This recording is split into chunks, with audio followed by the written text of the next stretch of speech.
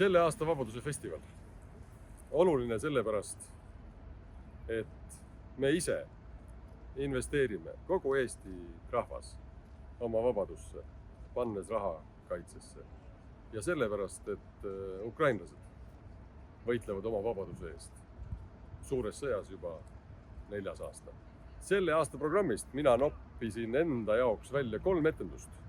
Spy Girls, väiksed luuretüdrukud, kes valetavad selleks, et teha midagi head. Nulljoon, igikestev vastasseis, kus üksteiseta tegelikult olla ei saa. India ja Pakistan, pada ja katel, ühed säravad mõlemad. Ja kolmandaks, kes me oleme? Lugu inimeseks kujunemisest, see, kuidas need looharud lähevad rändama ja siis tulevad suure sõja pärast ühte kohta kokku Ukrainast. Eelmisest festivalist toon välja 2 asja. Hommikuarutelud, kus ma ise kaasa lõin, rääkisime Ukraina ühiskonnast ja teatrist, sellest, kui oluline teater on tegelikult ka sõja ajal.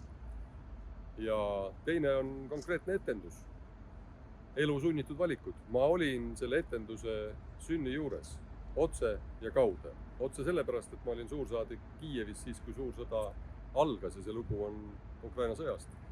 Ja otse selles mõttes ka, et lavastaja tuli samal ajal, kui mina Kiievis olin Ukraina näitlejaid valima.